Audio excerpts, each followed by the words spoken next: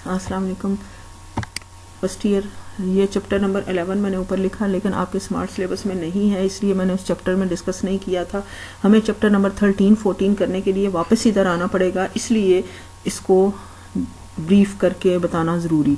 Domain क्या है, what is domain? Domain क्या है? फॉर व्हाट वैल्यू, या what is domain for what, किसके लिए? The value of x the function F of x is defined, मतलब कि एक्स की किस वैल्यूज के लिए फंक्शन डिफाइंड है। ठीक है, डिफाइंड का मतलब उसमें कोई ना अनडिफाइंड वन, उसके डिनोमिनेटर में जीरो ना, जिसका कोई मतलब ना हो, डिनोमिनेटर में जीरो नहीं आना चाहिए, उसे कहते हैं अनडिफाइंड। सबसे पहले तो डोमेन आपने क्या है, डोमेन के लिए क्या आपने देखना है कि कौन सी एक्स की वैल्यूज हैं जिसके लिए फंक्शन जो है वो डिफाइंड है, और उसके बाद क्या, उसको सॉल्व करने के बाद जब एक्स को वैल्यूज देते हैं ना, इट शुड बी रियल होना चाहिए। दूसरी बात ये है ना कि इसको रियल होना चाहिए, इमेजिनरी नहीं आना चाहिए, क्योंकि हम रियल नंबर्स में लेते, रियल नंबर्स को लेते हैं ना डोमेन की वैल्यूज। आपने सेकेंड चैप्टर में फंक्शन पढ़ा ना, हम क्या करते हैं, एक्स को 1 रखते हैं, 2 रखते हैं, 3 रखते हैं, -1 -2 वाले रियल नंबर्स को लेते हैं, तो रियल आपके पास इमेजिनरी नहीं आना चाहिए। ठीक है, तो सबसे पहले तो ये ज़हन में रखने के डोमेन क्या है। डोमेन असल में क्या होता है, इनपुट वैल्यूज, और रेंज क्या होता है, आउटपुट वैल्यूज। फर्ज करें y = x² है, ठीक है, तो मैं कहती हूँ ये फंक्शन, आप क्या करोगे, x को वैल्यूज देते जाते हो, y की वैल्यू, साथ फंक्शन की डेफिनेशन को भी रिपीट कर लेते हैं। सपोज y = x² है, ठीक है, x को वैल्यूज देते जाते हैं, y की वैल्यूज आती जाती हैं। x की वैल्यूज को इनपुट बोलते हैं, और दीज आर द, इनको डोमेन बोलते हैं x की वैल्यूज को, और y की वैल्यूज जो आउटपुट होती हैं उनको क्या कहते हैं, रेंज। ठीक है, x की वैल्यू को 0 रखेंगी तो y = x² मैंने लिया फंक्शन, ठीक है, x को 0 रखा गया, y 0 आ गया, x को 1 रखा, y 1 आ गया, x को 2 रखा, y का 2² मतलब 4 आ गया, x को 3 रखा, y 9 आ गया। क्या हुआ, x की एक वैल्यू के लिए y की एक वैल्यू आ रही है, तो ऐसा अगर हो तो इसको हम बोलते हैं फंक्शन, यानी कि रिपीट ना हो उसके, मतलब x की y की वैल्यूज रिपीट ना हो। For each value of x there is a unique value of y, ये याद रखना, अगर ऐसा हो तो उसे फंक्शन बोलते हैं। ये इसको यूज करेंगे, मैं इसलिए फंक्शन की डेफिनेशन को रिपीट कर रही हूँ।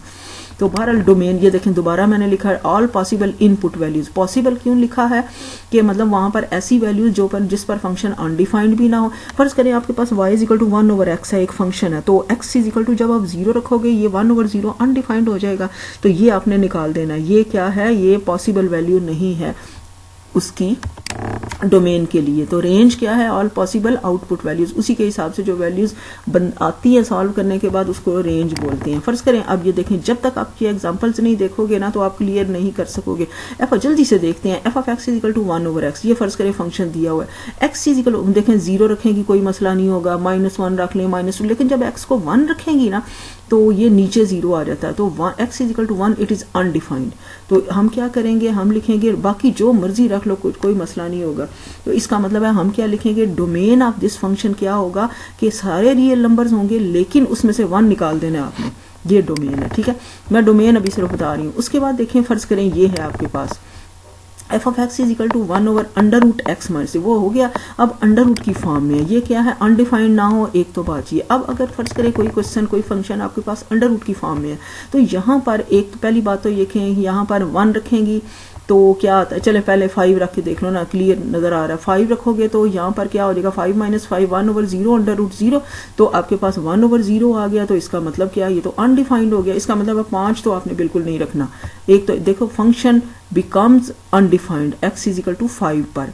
अब एक और चीज भी है, जब अंडर वाला होना, फिर एक और भी चीज आपने चेक करनी है कि कहीं पर अंडर के अंदर माइनस तो नहीं आ रहा। अगर अंदर माइनस आ गया तो वो तो इमेजिनरी आइटा हो जाएगा, वो तो हमने लेना ही नहीं है, रियल नंबर्स को यहाँ लेते हैं। तो फॉर x = अच्छा, यहाँ पर आपने 5 रखा, ठीक है, इधर 4 रखो जरा, चलें 0 रख लो, फर्स्ट 0 से स्टार्ट कर ले। 0 रखोगे तो 0 -5 आ जाएगा। -5 का मतलब है -105 और जो -1 होता है वो तो आयोटा होता है। अंडर रूट के अंदर जब माइनस आ जाए तो वो इमेजिनरी हो जाता है, तो इसका मतलब है -4 नहीं आपने रखना, क्योंकि उसकी डेफिनेशन ही ये आपके डोमेन के लिए ऑल पॉसिबल इनपुट वैल्यूज, यानी कि उसमें ना अनडिफाइंड आनी चाहिए और ना ही आपके पास इमेजिनरी आनी चाहिए। अब अच्छा, इसमें 1 रखो, 1 रखोगे तो आपके पास -4 है, फिर नीचे माइनस आ रहा है अंडर रूट के अंदर, 2 रखो, फिर नीचे -3 रखो, फिर नीचे -4 रखो, फिर नीचे -5 रखा था तो अनडिफाइंड आ गया। अब 6 रखते हैं, 6 रखो, -2 रख के देख लो, -2 रखोगे तो फिर माइनस वो भी नहीं,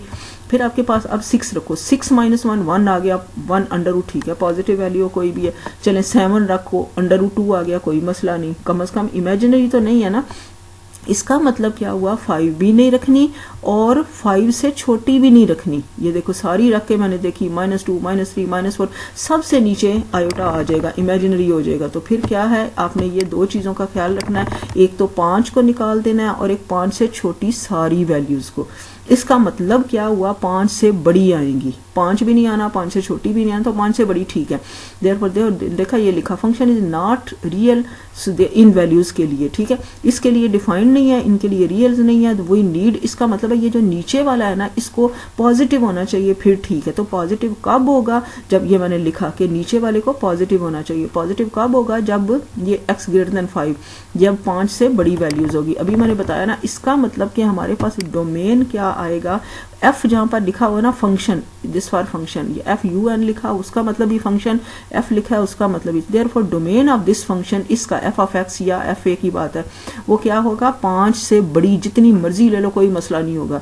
5 नहीं लेना है, जब 5 नहीं लेना है तो आपने उधर ओपन इंटरवल डालना है। अगर आपको नहीं पता तो इसको अच्छे से सुन लो, इसका मतलब है 5 से बड़ी वैल्यूज, ठीक है, 5 से बड़ी जब ओपन डालिए, इसको ओपन इंटरवल बोलते हैं। इसको इस तरह लिख लेते हैं, या इसकी ब्रैकेट, ये मुंह बाहर की तरफ कर देना, ओपनिंग बाहर की तरफ, तो इसका या इसका मतलब एक ही है। ओपन इंटरवल का मतलब होता है ये वाला जो आखिरी पॉइंट है ना, ये शामिल नहीं है उसमें, ठीक है। तो 5 निकाल देंगे तो 5 से बड़ा, यानी कि इसके दरमियान आएगा 6 7 8 9 10 11 12, जितनी मर्जी बड़ी ले लो कोई मसला नहीं होगा।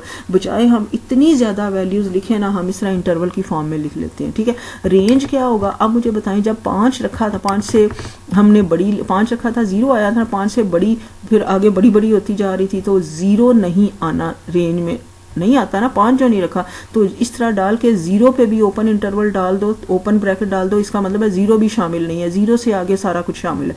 0 से बड़ी जितनी जाती जाइए, राइट साइड पे बड़ी होती जा रही है ना, 1 2 3 4 अप टू इन्फिनिटी कहते हैं।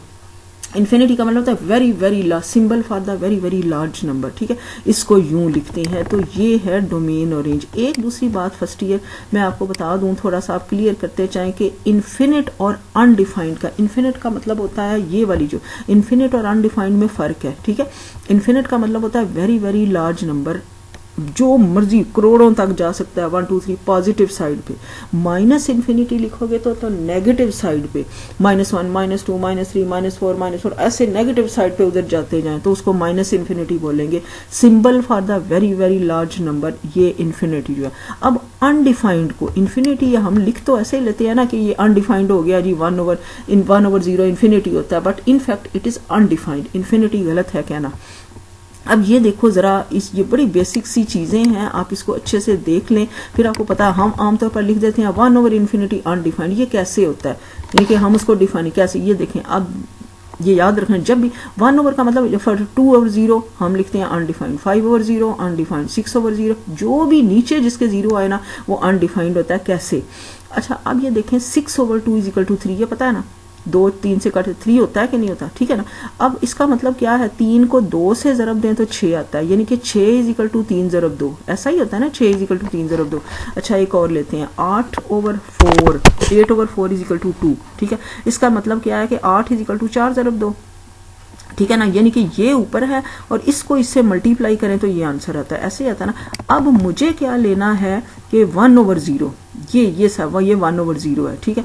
मैंने इधर लिखना है, इधर क्या है, ठीक है, हमारा इधर 3 आता है, हमारा इधर क्या आता है, 2 आता है, यानी कि ऐसे इसको इससे ज़रब देने से ये आना चाहिए ना।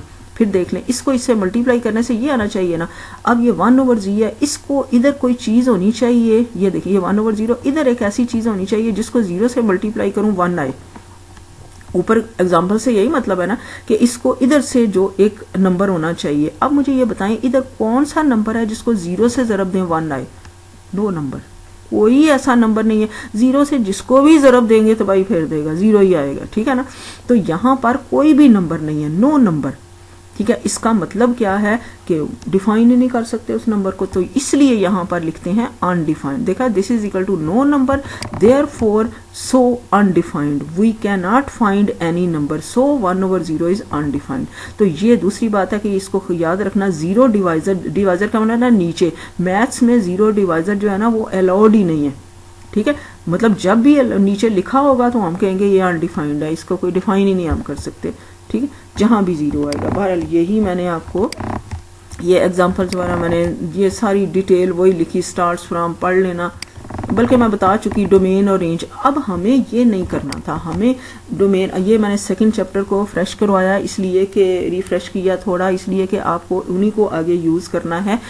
यहाँ हमारा फोकस क्या है, डोमेन और रेंज ऑफ ट्रिग्नोमेट्रिक फंक्शंस। हमने तो वो फंक्शंस के किए थे ना, आम क्वेश्चन थे ऐसे कि इसका डोमेन किया था, इसका रेंज किया था, लेकिन यहाँ पर हमें क्या करना है, ट्रिग्नोमेट्रिक फंक्शंस के। फिर सुन लो, ये जीरो इन्फिनिटी का मतलब क्या, इन्फिनिटी, अच्छा जहाँ भी इन्फिनिट या माइनस इन्फिनिट होगा ना तो उधर हमेशा क्लोज होगी, क्योंकि इन्फिनिट क्या है, very very very large number, तो वो हमें खत्म हो ही नहीं सकता, तो हम इसलिए इसको ओपन डालते हैं, ठीक है।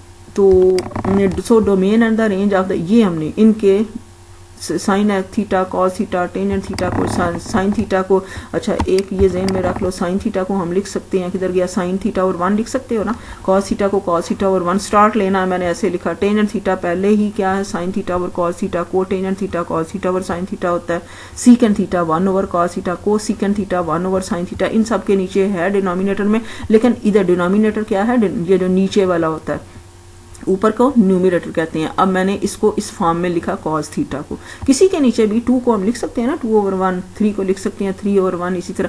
और एक और बात ध्यान में रखो, अभी मैंने ऊपर बताया डिनोमिनेटर में जीरो कभी नहीं होना चाहिए, अगर किसी के भी डिनोमिनेटर में जीरो होगा वो अनडिफाइंड हो जाएगा, ठीक है, इसको देख लिया।